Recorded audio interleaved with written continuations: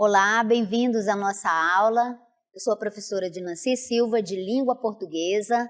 Vamos conhecer o objeto de conhecimento da nossa aula de hoje.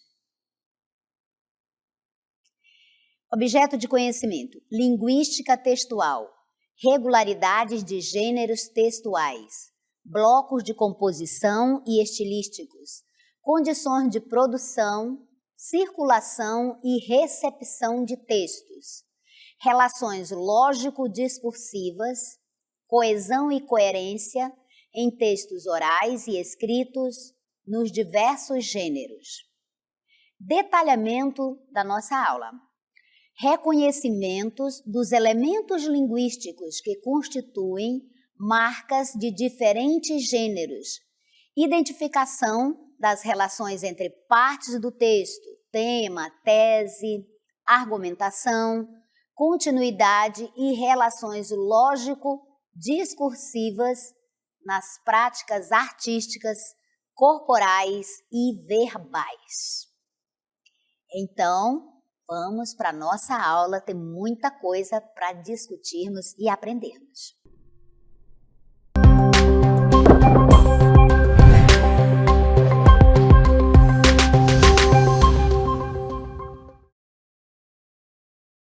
Então, na nossa aula de hoje, nós vamos conhecer muito acerca do texto em si, do contexto, dos elementos de textualidade. Vamos, então, iniciar entendendo o enunciado. Então, o enunciado constitui naquilo em que o locutor enuncia, o emissor enuncia.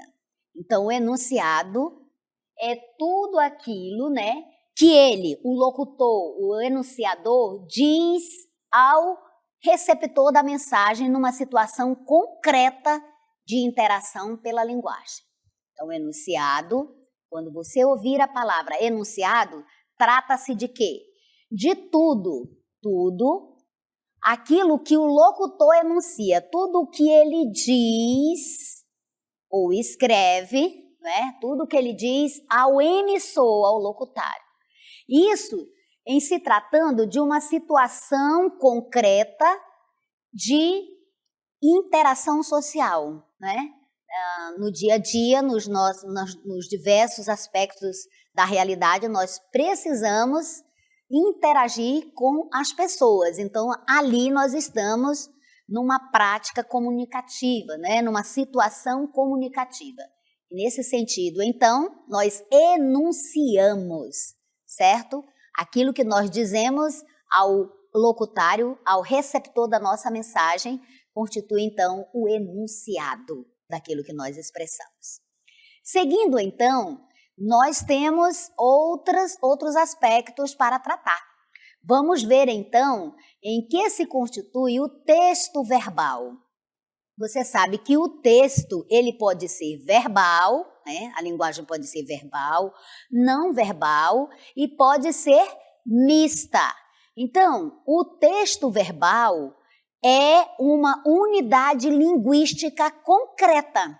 O texto verbal é uma unidade, um conjunto linguístico concreto e que é percebido pela audição, na fala, na interação social, na conversa, na fala, ou pela visão no texto escrito, na escrita. Então, o texto verbal é esta unidade linguística concreta que é percebida tanto pela fala quanto pela visão e que tem uma unidade de sentido, uma intencionalidade comunicativa. Texto verbal, portanto, não é um amontoado de palavras, não é algo solto, é uma unidade linguística concreta, que você é percebido tanto na fala quanto na escrita. Muito bem.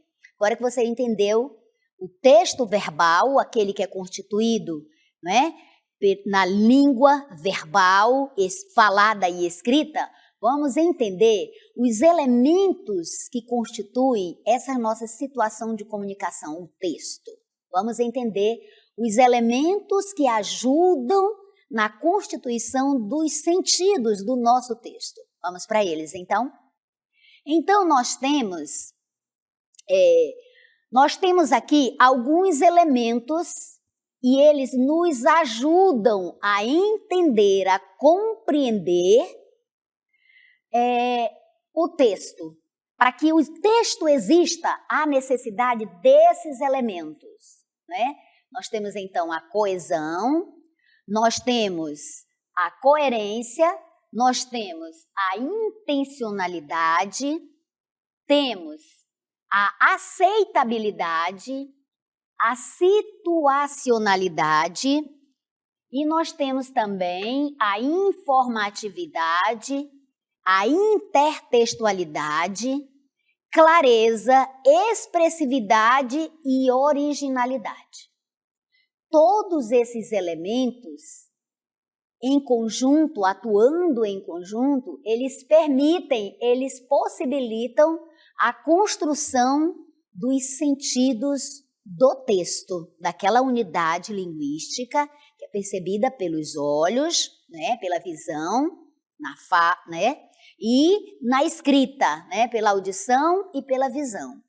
Então, esses elementos precisam entrar nessa constituição do sentido. Então, há esse conjunto de fatores, coesão, coerência, intencionalidade, aceitabilidade, situacionalidade, informatividade, intertextualidade, clareza, expressividade e originalidade, há esse conjunto de elementos, de fatores que constituem a situação, né, na qual é produzido um texto, a situação de produção textual, e esse texto, o texto verbal, que tanto pode ser oral quanto escrito, nós vamos chamar de contexto.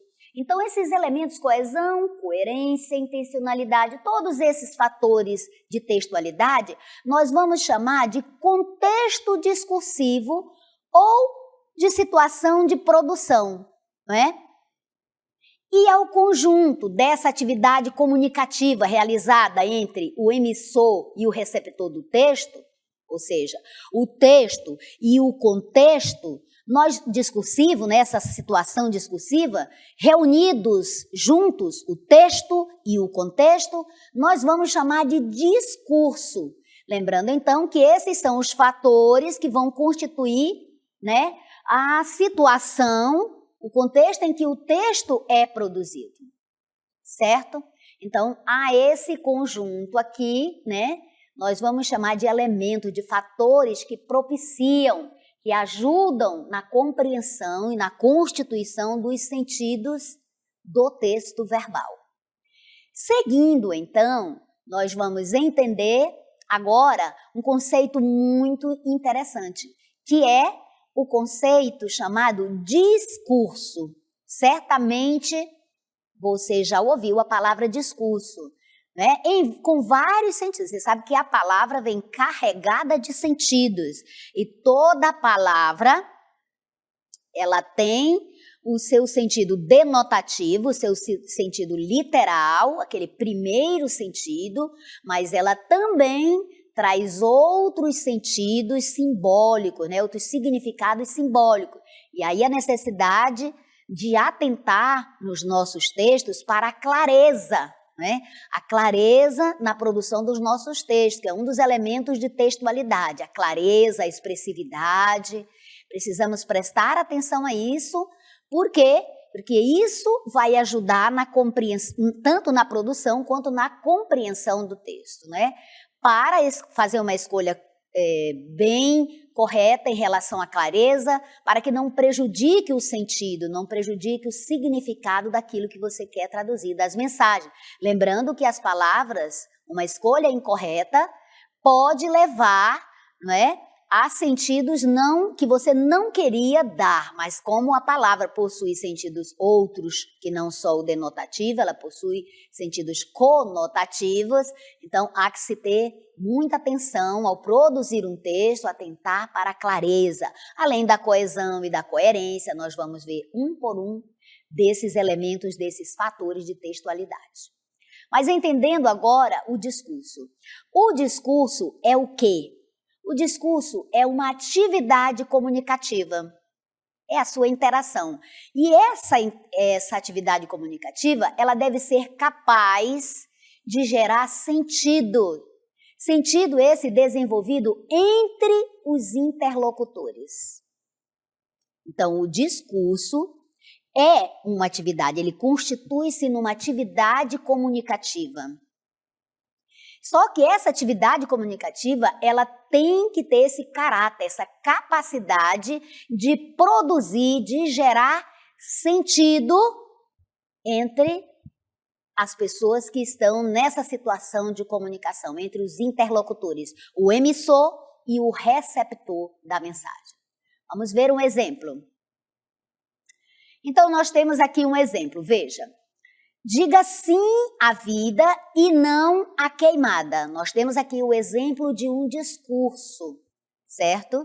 Ajude a proteger a natureza e a saúde de todos nós. E aí você tem aqui um texto verbal e imagens constituindo aqui um texto misto, com a linguagem verbal e não verbal. Aqui nós temos o perfeito exemplo de um discurso, né, nessa situação que gerou sentido entre o emissor da mensagem e o interlocutor, nessa situação comunicativa.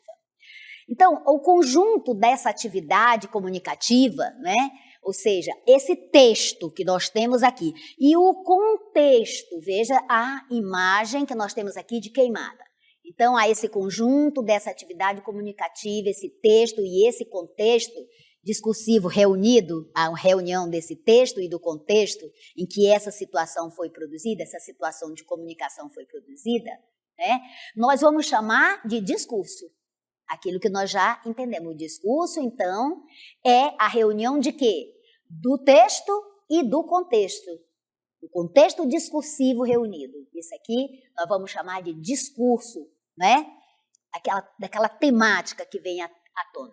Então, além do enunciado verbal que você observa aqui, vai englobar também os elementos extraverbais que nós estamos vendo aqui. A imagem, veja, de um bombeiro, a imagem do fogo, né? Da floresta que pega do fogo. Então, além desse enunciado verbal, nós vamos ter também os elementos extraverbais, ou seja, elementos que estão na situação de produção dessa situação comunicativa. Por exemplo, quem é que está falando aqui?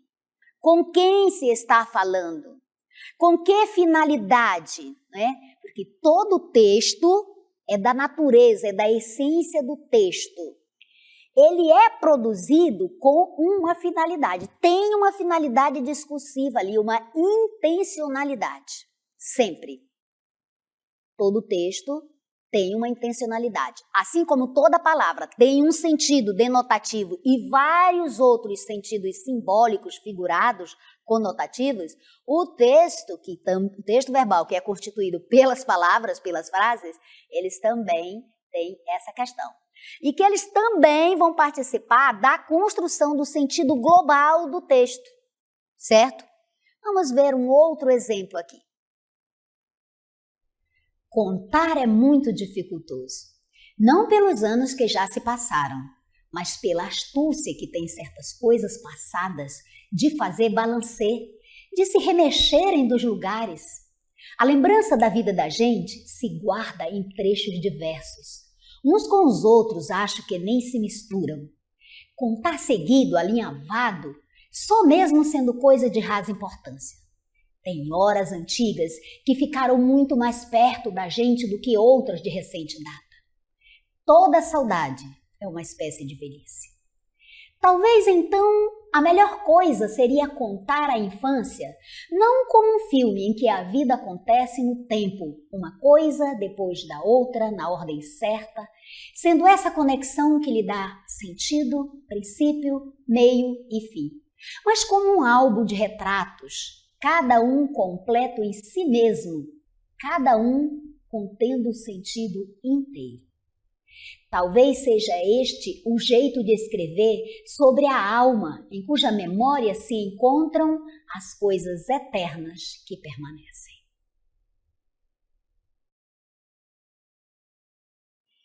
Então, aqui você observou uma das grandes, o exemplo, um fragmento de uma das grandes obras da literatura brasileira, Grande Sertão Veredas, de Guimarães Rosa, um excelente escritor que eu sugiro a você conheça.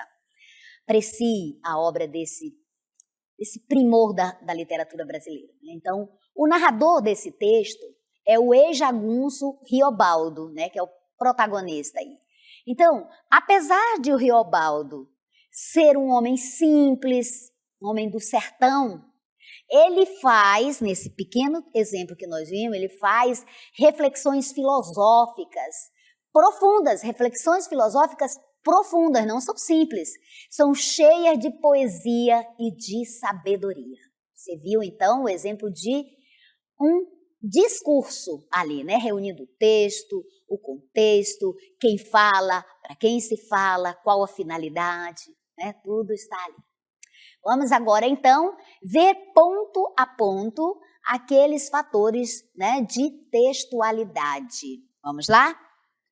Então, veja que nesse texto que nós vimos do Guimarães Rosa, e que é a reflexão do protagonista, do Riobaldo, na reflexão que ele faz com poesia, com reflexões filosóficas sobre a vida, ele diz o seguinte: contar é muito dificultoso. Começa fazendo essa afirmação. Não pelos anos que já se passaram, mas pela astúcia que tem certas coisas passadas de fazer balancê, de se remexerem dos lugares. A lembrança da vida da gente, aí você vai vendo a coerência e a coesão, os elementos de coerência e de coesão. Lembrando que a coerência, ela faz referência aos sentidos do texto. Ele começa a dizer que contar é muito dificultoso. E aí ele já vai apresentando as razões, já vai explicando, sendo coerente, dizendo por que contar é muito dificultoso. Contar é muito dificultoso não pelos anos que já se passaram, mas pela astúcia que tem certas coisas passadas de fazer balancê, de se remexerem dos lugares. Então, você observa aqui a conjunção adversativa mas, que já está produzindo aí a coesão, está unindo, está estruturando os dois períodos. Primeiro, contar é muito dificultoso, não pelos anos que já se passaram, mas unindo aí, traçando, fazendo a relação, estabelecendo aí a articulação com as duas primeiras sentenças. Mas pela astúcia que tem certas coisas passadas de fazer balancê, de se remexerem dos lugares. A lembrança da vida da gente se guarda em trechos diversos. E aí, aqui você tem 2 pontos, a pontuação aqui estabelecendo coesão, bem produzindo o sentido coeso do texto. A lembrança da vida da gente se guarda em trechos diversos, uns com os outros, acho que nem se misturam. E aqui nós temos novamente a pontuação, certo? Aqui está indicando para nós que tem mais texto pela frente, até esse que eu estou mencionando aqui. Contar seguido, alinhavado, só mesmo sendo coisa de rasa importância. Note que ele retomou aqui a primeira expressão. Portanto, você vê que tem coerência e coesão aí. Ele remete, se refere novamente. Contar seguido, alinhavado, só mesmo sendo coisa de rasa importância. Tem horas antigas que ficaram muito mais perto da gente do que outras de recente data. Toda saudade é uma espécie de velhice. Ele diz que toda saudade é uma espécie de velhice.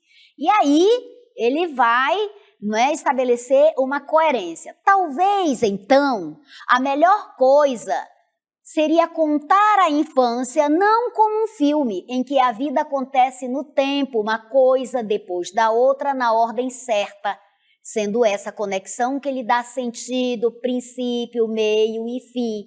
Mas, e você nota outra vez, aqui a presença da conjunção estabelecendo coesão. Aqui também você teve, talvez, então, outra conexão, não é? Outro conectivo, outra conjunção estabelecendo coesão. Então, mas como um álbum de retratos, cada um completo em si mesmo, cada um contendo o sentido inteiro. Talvez, e veja, novamente, ele retomou esse termo, né? Talvez seja este o jeito de escrever sobre a alma, em cuja memória se encontram as coisas eternas que permanecem. Então, o texto inteiro, né, foi construído em torno, com a coesão e a coerência. Os sentidos não se contradizem, né? Temos coerência verbal aí, temos a coesão, os elementos ligando o texto. Vamos entender, estendendo esse conceito de coesão, vamos ver mais ainda, que a coesão textual, né, como é que ela se configura, como é que se constrói a coesão textual. Então, a coesão textual, né, ela é constituída por conexões gramaticais. São elementos linguísticos que constituem a coesão textual. Que elementos linguísticos são esses? Né? Coesão diz respeito àquelas articulações que existem no texto, unindo as palavras, as frases, os períodos. Então, as palavras, as conexões, os síndetos, os conectivos que estão unindo as frases, os períodos no texto, essa aqui é a coesão textual. Senão as palavras ficariam soltas, certo? Então, a coesão textual constitui exatamente essas conexões, essas articulações gramaticais. Note que a coesão, ela é linguística, ela é construída com elementos linguísticos, elementos gramaticais, né? Entre as palavras, entre as frases, as orações, os parágrafos e entre os capítulos de um texto, de um livro.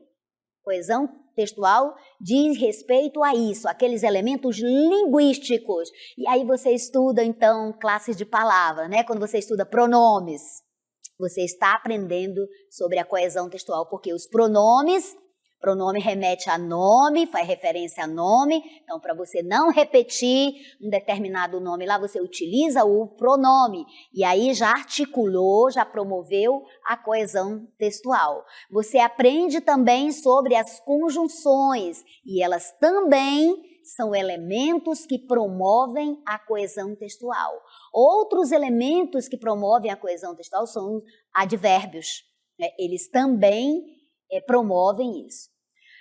Muito bem, agora que você já entendeu sobre a coesão textual, o que é a coesão textual, como ela é construída e que é um elemento de textualidade que ajuda a promover o sentido do texto, porque se as palavras estiverem soltas, sem esses conectivos, sem palavras que retombem o sentido da frase anterior, como nós vimos no texto, então esse texto fica com o sentido comprometido. Muito bem.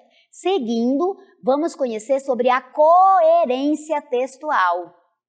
Outro elemento, aliás, coesão e coerência textual são elementos fundamentais na produção textual e na compreensão e interpretação de um texto. Precisamos atentar para isso detalhadamente, detidamente. Né? Temos outros fatores de textualidade, outros elementos, mas esses dois, junto com a clareza, né, te ajudam muito a produzir e a entender um texto, né? A compreender os sentidos do texto, lembrando que o sentido não está ali dado, o sentido é construído nesta relação de emissor e receptor do texto, né? Naquela aceitabilidade, na expressividade, na escolha das palavras, né, para que promova aquele sentido que se quer transmitir. Muito bem. Além da intertextualidade, lembrando que todo texto conversa com outro texto, né? E também que nenhum texto é, por si só, inteiramente novo. Mas também, o que é que nós temos que entender? Que um texto, embora não seja inteiramente novo, visto que ele conversa com outros textos, que é a questão da intertextualidade, ficar repetindo expressões já conhecidas, ideias já conhecidas, também não é interessante no texto, certo? Então, tem que ter a novidade no texto, né? Tem que ter a originalidade, pelo menos em parte, no texto. Muito bem. A coerência textual, então, refere-se a quê? Primeiro, acima de tudo, ela é uma estruturação lógica, semântica do texto. Então, perceba, a coerência textual, ela reúne, além dos elementos linguísticos, ela também vai além, ela precisa de elementos extralinguísticos para que seja construída ali. Então, uma estruturação lógica e semântica ao mesmo tempo, certo? Ou seja, constitui-se na articulação das ideias, dos sentidos, que faz com que, numa situação discursiva, numa situação de comunicação, né, um discurso, as palavras e as frases componham um todo significativo para o emissor e para o receptor. Então, a coerência, ela diz respeito aos sentidos, lembre-se disso. A coerência textual é necessária para que você entenda, para que o sentido seja produzido ali entre o emissor e o receptor de um texto, entre os interlocutores da situação comunicativa, seja ela oral ou escrita. Por exemplo, você não pode fazer uma afirmação aqui e imediatamente, logo em seguida, desconstruir-se, né? Se desdizer, se contradizer, porque aí não tem coerência. Vamos ver alguns exemplos. Você vai imaginar essas seguintes falas aí ditas por uma mãe a seus filhos. Olha aí a primeira. Está armando uma chuva muito forte, por isso ninguém sai de casa. Segunda frase. Está armando uma chuva muito forte, por isso vamos sair de casa. Veja, além da não contradição e dos conectores, outro aspecto assim, de suma importância para avaliar a coerência de um texto é esse contexto discursivo. Você tem que olhar o contexto em que o texto acontece. Por exemplo, esses dois enunciados aí, o primeiro e o segundo, eles estão estruturados de forma bem formal mesmo, eles estão estruturalmente bem formados, não é? Por quê? Porque eles fazem uso de recursos coesivos. Olha aí, você vê aí, por isso, portanto. Então, aí eu tenho recursos coesivos, eu utilizei os conectivos, certo? Agora, pelo sentido das falas, o que é que nós tendemos a julgar? O que é que está coerente aí? Apenas esse primeiro enunciado, apenas no primeiro enunciado, aqui, ó, está armando uma chuva muito forte, por isso ninguém sai de casa. Veja que aqui faz sentido, se está um tempo muito forte para chuva, ninguém vai sair de casa. Não faz sentido isso? Não é? Então esse primeiro enunciado, ele faz sentido. Agora olha o segundo. Está armando uma chuva muito forte, por isso vamos sair de casa. Faz sentido isso, gente? Se vem um temporal, uma chuva muito forte, não faz sentido sair de casa, não é? Então, o primeiro enunciado, pelo fato de geralmente, né, pressupormos que se uma chuva muito forte está vindo, está chegando, as pessoas não devem sair de casa. Perceberam? Seguindo, então, não é?